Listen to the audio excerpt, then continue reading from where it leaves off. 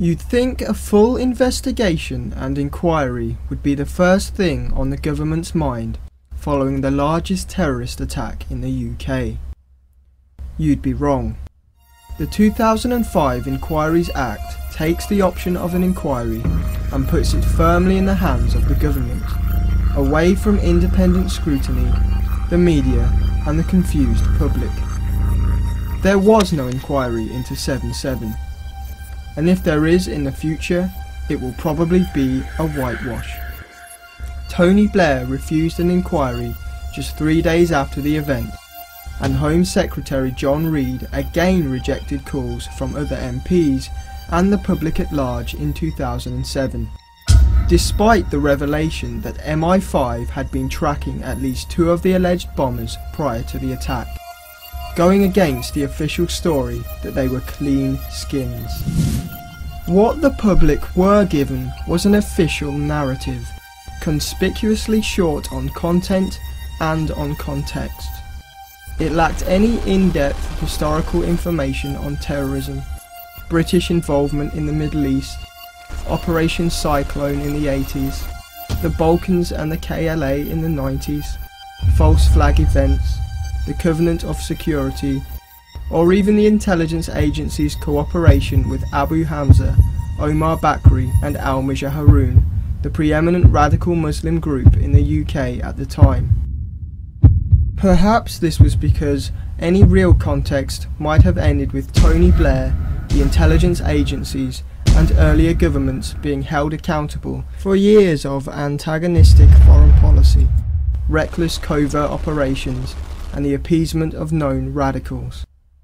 The public were led to believe, through a series of if, buts and maybes, that out of the blue, the 4 previously unknown bombers somehow became radicalised, maybe because of a website, a mosque or a camping trip, and carried out the attack with no outside help, killing 52 people and injuring 700 with flawless precision. Firstly, thanks to common sense, secondly to historical fact, and thirdly, due to strenuous independent research, it is now clear that the official narrative is more wishful thinking by the establishment, or even a deliberate deception rather than the truth about what happened that day. It's factually incorrect in many places and contradictory throughout. It was penned by an anonymous civil servant and uses unsubstantiated intelligence sources as evidence, none of which has gone through a court of law. Whatever happened to justice, or innocent until proven guilty?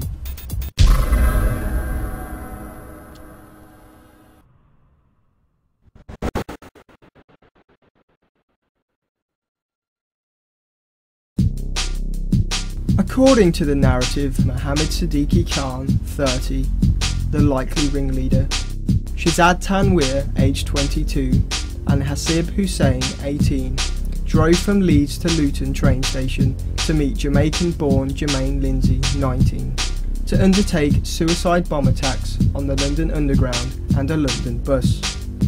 They travelled in a light blue Nissan Micra hired by Tanweer, which contained homemade explosives they cooked up in a bathtub. The vehicle was caught on CCTV shortly after they left the bomb-making flat in Alexandra Grove at around 3:58 AM, and then again at Woodall Services on the M1, where Tanweer argues with the cashier over change. Lindsay arrives at Luton in his red Fiat Brava at 5:07 and waits until 6:49 when the others arrive. They swap some items but leave a handgun and some explosives behind, put on their bomb-filled rucksacks and enter the station at 7:22 AM, boarding the 7:40 train to London, which arrived at King's Cross at 8:23. They made it to the Underground by 8:30 and went their separate ways. Then, at 8:50 AM, there were 3 almost simultaneous explosions, the first in a Circle Line tunnel between Liverpool Street and Aldgate stations by Shahzad Tanweer, the second just outside Edgware Road by Mohammed Siddiqui Khan. and the third in a Piccadilly line tunnel between King's Cross and Russell Square by Jermaine Lindsay. The youngest of the group, Hasib Hussein, left the underground, calmly phoned the other bombers, re-entered the underground and bought a battery from W.H. Smith's, went to McDonald's, and then blew himself up on the number 30 bus outside Tavistock Square at 9:47 AM. You probably accepted this story as fact, and the background images seemed like visual proof.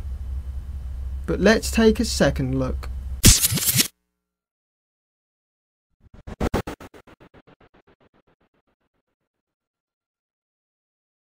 The official version that should have been a thoroughly researched, quadruple-checked, evidence-backed account was soon exposed as having a blunderous error.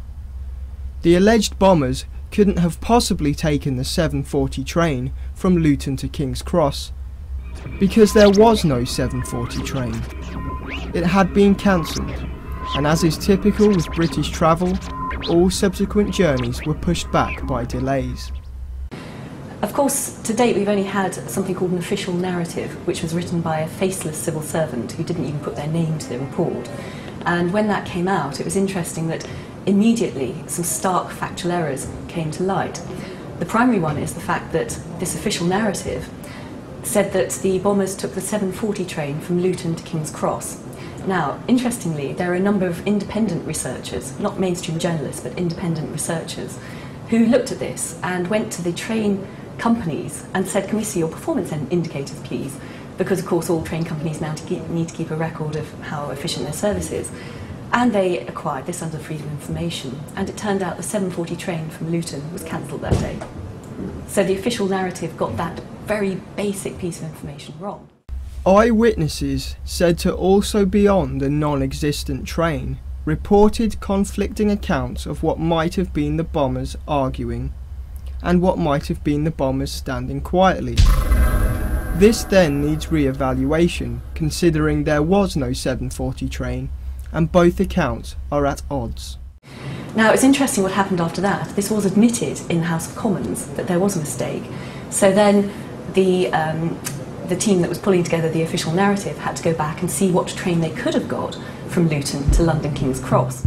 In light of this, it was suggested that they got the later 7:48 train, but according to the official timetable, it didn't arrive at King's Cross until 8:42, 7 minutes too late for Shihzad Tanweer to board the eastbound Circle Line train and explode his bomb between Liverpool and Aldgate, and far too late for them to be captured on CCTV at 8:26 and seen by eyewitnesses at 8:30. Therefore, the only logical train they could have caught was the one that left Luton at 7:25 AM. This train arrived at King's Cross at 8:23. Without a proper inquiry, the public were left to their own accord to try and work out which times and witness statements were true. Without independent researchers pointing out the error, it might never have came to light.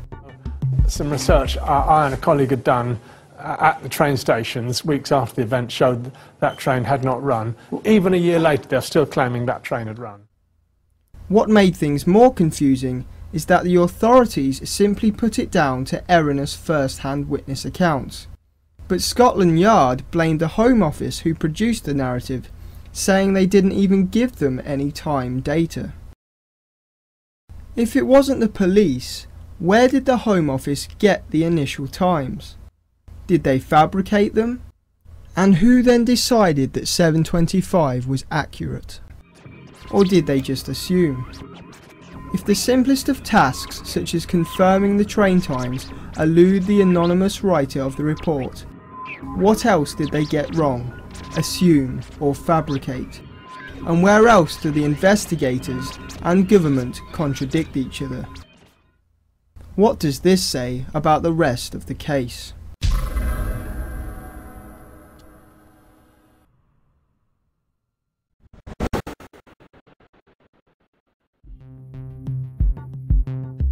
An easy way to put the public's mind at ease in regard to the times and places of the journey would be to release all of the CCTV footage and its timestamps. Britain is the most watched country in the world. The men would have been captured at every moment of the journey, on the motorways and throughout the train stations.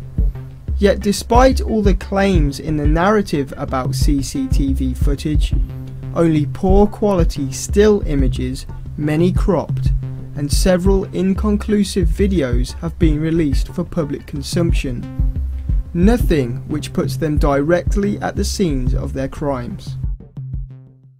Freedom of information requests to view all of the footage have been flatly refused to many citizens. But if there is no inquiry or judicial process, and the authorities are so sure of their narrative, why so secretive?